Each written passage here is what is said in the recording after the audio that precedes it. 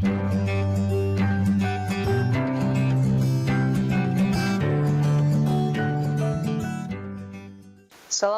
warahmatullahi ta'ala wabarakatuh. Salam sejahtera untuk kita semua. Mudah-mudahan kita selalu diberi kesehatan dan selalu ada dalam lindungan Allah Subhanahu wa Ta'ala.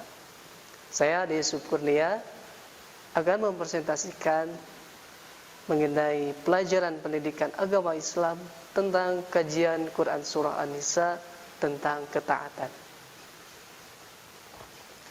Dan alangkah baiknya kita bacakan dulu Quran Surah An-Nisa bagi adik-adik sekalian yang tidak berwudu, tidak punya wudu, silakan berwudu dulu. Kalau yang menggunakan Al-Quran terjemah bisa juga tidak wudu, tapi alangkah baiknya berwudu dulu. Silahkan disimak dulu. A'udzu billahi minasyaitonir rajim. Bismillahirrahmanirrahim. Ya ayyuhalladzina amanu atiiullaha wa atiiur rasul wa ulil amri minkum. Fa in tanaza'tum bi syai'in farudduhu ila Allahi war rasuli in kuntum tu'minun. In kuntum tu'minuna billahi wal yawmil akhir, dzalika khairun wa ahsanu ta'wila. Al-ayat sadaqallahul adzim. Artinya, wahai orang-orang yang beriman, taatilah Allah dan taatilah Rasul dan ulil amri, pemegang kekuasaan di antara kamu. Kemudian, jika kamu berbeda pendapat tentang sesuatu, maka kembalikanlah kepada Allah dalam Al-Quran dan Rasul sunnahnya. Jika kamu beriman kepada Allah dan hari kemudian, yang demikian itu lebih utama bagimu dan lebih baik kemudian. Quran Surah An-Nisa ayat 59. Selanjutnya, tentang asbabun nuzul, yaitu sebab-sebab turunnya ayat tersebut, yaitu dalam suatu riwayat dari Imam Bukhari dikemukakan bahwa turunnya Quran Surah An-Nisa ayat 59 berkenaan dengan diutusnya Abdullah bin Hudzafah bin Qais oleh Rasulullah sebagai pemimpin suatu pasukan. Dan menurut Al-Hafidz Ibnu Hajar Al-Asqalani, kisah Abdullah bin Hudzafah bin Qais ini menjadi sebab turunnya Quran Surah An-Nisa ayat 59. Karena adanya batasan taat kepada perintah pemimpin dan menolak perintah untuk terjun ke dalam api. Pada saat itu, mereka memerlukan petunjuk berkenaan dengan apa yang harus mereka lakukan.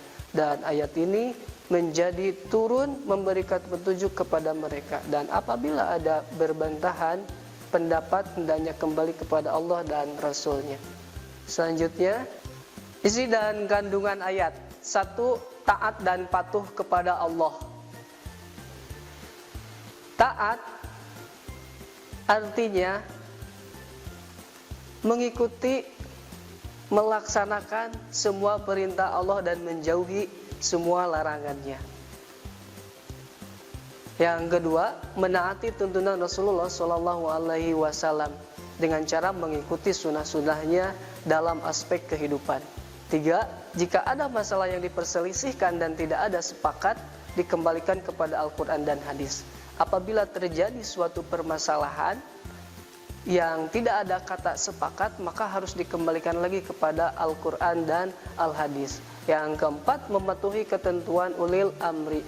Ulil amri itu yaitu pemimpin pemerintah yang sah. Dan sikap dan perilaku yang mencerminkan. 1.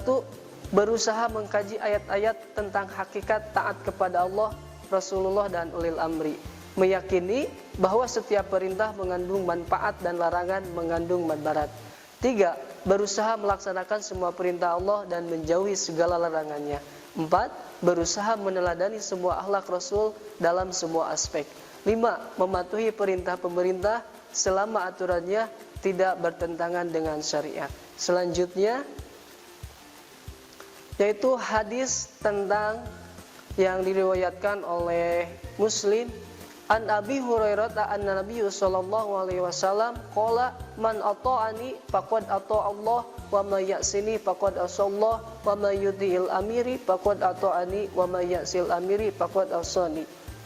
Abu Hurairah radhiyallahu anhu berkata, Nabi Muhammad SAW bersabda, barang siapa menaatiku, sungguh dia telah menaati Allah, dan barang siapa bermaksiat kepadaku, maka dia telah bermaksiat kepada Allah. Barang siapa menaati seorang pemimpin, sungguh dia menaatiku, dan siapa saja bermaksiat kepada seorang pemimpin, maka dia telah bermaksiat kepadaku. Selanjutnya, isi dan kandungan hadis.